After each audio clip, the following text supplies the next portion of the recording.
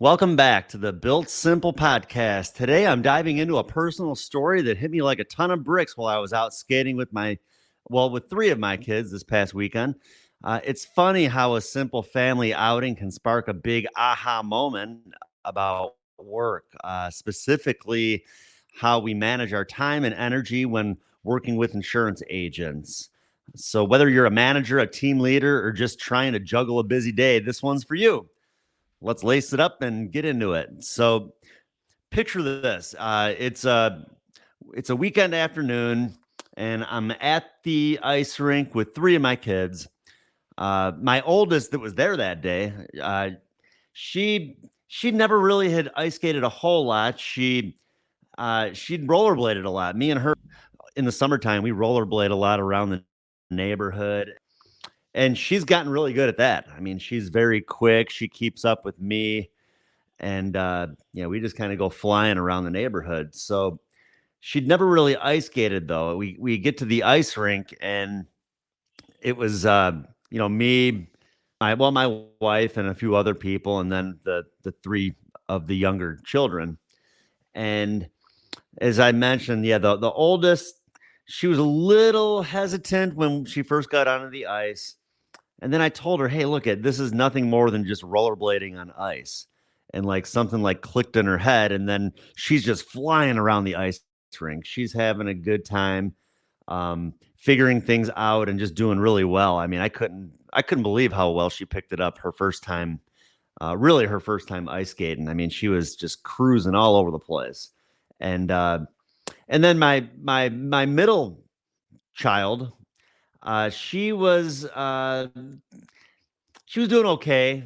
She was kind of maybe stumbling around a little bit, and she was really trying to keep up with her sister, but she was having difficulty doing that. And then my youngest, our 5-year-old, I mean, he could barely stand up on skates. I mean, he was sliding all over the place. He was trying really hard, but I mean, he couldn't really get too far without me and maybe somebody else holding his hand to just kind of keep him upright. And I really wanted to take off and start skating with my oldest daughter because I mean, she was having fun. She was cruising around, and I just kind of wanted to do the same thing. I kind of wanted to like cruise around with her, and it got me thinking a little bit about work because a lot of times it's like I'll be working with a bunch of agents, and sometimes I feel like myself and other leaders in the industry, maybe sometimes we tend to focus too much on those that really don't need the focus much anymore. Those that are that kind of have it figured out, that are doing well, that are writing a lot of business. But I think sometimes we tend to spend a lot of time with those agents because they're the most relatable to us. They're the ones that kind of have it figured out. They're the ones that we're able to maybe share ideas with and and and collaborate on certain things. But the problem with that is that if we're spending too much time focusing on those agents, well, what about those others that would be like my middle child that she was doing okay, but she didn't quite have it down yet. But once she has it down, she'll probably do really well. And then even my youngest that just could barely stand up. Like if we don't devote our time to those sort of agents either, those that maybe are kind of halfway there and those that are just getting started, there's a lot of people out there that'll never reach their full potential. So it just kind of got me thinking a lot about that when I was out ice skating. Like as much time as I'd like to spend with my daughter, who's got it figured out because she's having a lot of fun. And I mean, I can skate. Me and my friends, we used to go to the ice rink a couple times a week when I was a kid, going skate and that. And I never lost it. So she was having fun, wanted to really join her. And like I said, I think a lot of times we want to join or be a part and work with those agents that have already got it figured out when really we needed to be devoting more time to those who maybe don't have it quite figured out yet. And if you think about it, really, the agents that don't quite have it figured out yet, that are still kind of in the process of learning things and getting good, and even those that are just getting started, I think the more time that we devote to those agents, the better chance that they're going to stick with us and they're going to be loyal to us because we help them to be successful in the business. We're the ones who kind of mentor them and taught them what it's going to take to succeed in the business. Where if all we're doing is devoting our time to those that have already been successful, uh, I mean, there's really not much loyalty there. It's like they've got it figured out. They don't really need our help. They appreciate the attention, but do they really need it? Um, I mean, I think it's good to focus maybe a little bit, let them know that you know that they're there, because I mean, I think all agents want to feel recognized and they want to know that they're appreciated. But at the end of the day, you can't devote too much time to those that don't need the help when there's only so many hours in a day. Really need to focus on the agents that need a little bit more help. And then even, that whole experience of the ice skating also got me thinking a little bit, even just about tasks when it comes to things that we know that we need to get done. And we tend to always run towards the easy stuff first because that's simple. The easy tasks, and we put the harder tasks on hold. And sometimes we get the easy stuff done that really wasn't the most important when we needed to focus on the tasks that maybe would have taken a little bit more time to get done, but in the end we would have seen a bigger or better result by focusing on that task first. And I think that's one thing, even like my last few years, I've focused maybe a little bit too much on what's easy when it comes to getting back out in the field, writing business, not really devoting a ton of time to working with agents. And that was too because I just needed to make up a lot of income. I left a salary position where I had some guaranteed income along with earning commissions and overrides. And I mean, I knew it was going to be a big risk when I left, and I knew I was going to have to make up for what I'd be losing. So that's kind of what put me back out in the field for a couple years here. But it's definitely held me back from where I really want to get in the business. Personal production's great. You can only make so much money though as a personal producer. You can never really take it up to the next level. I don't know many seven-figure earners that are just focused on simply personal production. Maybe there's some out there, but I mean, especially at least in our business, where I've primarily focused on final expense for the last, 21 years, 22 in the business. Uh, I mean, I know the type of work that's involved to be successful. And I know the type of work that's involved even to only write 15 or 20,000 in premium every month. So if someone is writing a heck of a lot more than that, sometimes I might even question that. Like, what are they doing and how are they doing that? Because I know, like, legitimately doing things the right way, what it takes to write 15 to 20,000 in a month. But that's a totally different story. Like I said, I just think that a lot of times we devote too much time to the easy stuff. And for me, over the last couple of years, that was devoting maybe a little bit too much time to the personal production. Uh, I felt like I needed to. That was something that would be necessary to make up for what I'd be losing. But in I guess you could say, like, long term, it has probably slowed me down a little bit from my full potential, as I mentioned, of where I really want to get. And that's kind of my new goal, is to still personal produce, because I still have to currently, but to get back to building and growing. And I mean, that's something that I've been very successful with in the past, recruiting and just showing agents that I care and that I'm willing to help them and work with them and help them take it to the next level. Whether that's out in the field, if we got to go out in the car and work leads together, or even over the phone. I've been back to doing a little bit more with the phone sales the last few weeks.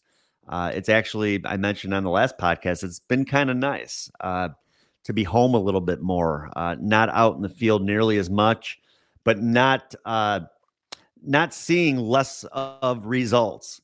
writing just as much business as I had out in the field, maybe even a little bit more. And but I think that a whole nother topic too we could get into maybe another day would be just the different lead sources that are out there and the different methods when it comes to succeeding in the different types of business in the final expense business, whether that's selling over the phone or face to face. I had a lot of trouble a few years ago when it came to trying to build a virtual call center and primarily focusing on outbound dialing. It would be like all I was doing was dialing and dialing and dialing. And you finally get somebody on the phone and you give them a quote that they don't like after you have a great conversation with them, talking about who knows what, everything out there. Uh, and then they just hang up on you because you gave them a quote that they didn't like.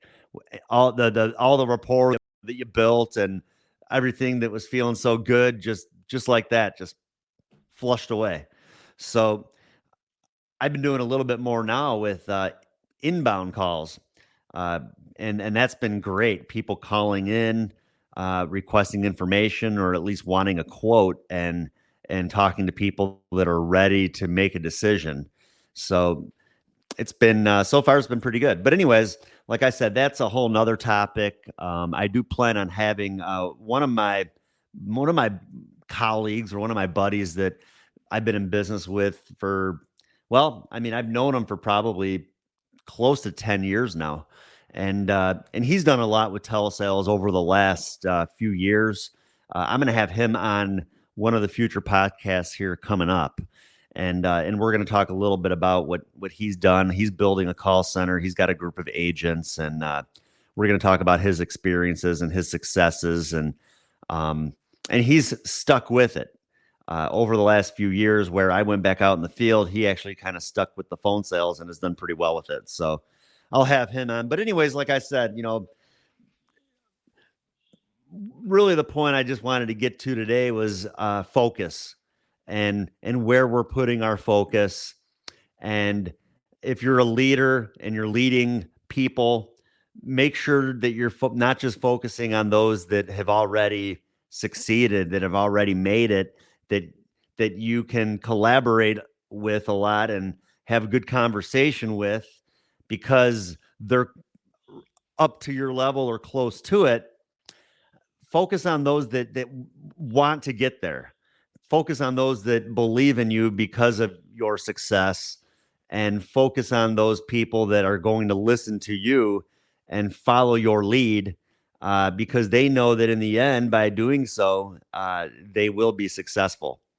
And if you're not leading, if you're out there just writing business, again, like I said, focus on the different tasks at hand. Don't just focus on the easy stuff first. If anything, get the hard stuff out of the way first thing in the morning. Whether that's if you're personally producing, maybe that's just some busy work when it comes to office work. Maybe it's having to make sure that all the apps that you submitted were submitted correctly.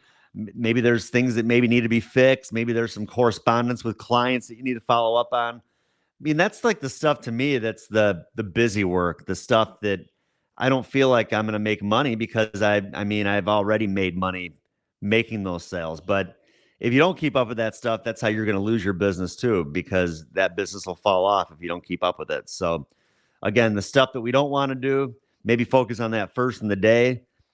And then after that, the rest of your day might be a little bit easier because you got all the tough stuff out of the way. And then you can focus on having fun, just like out skating.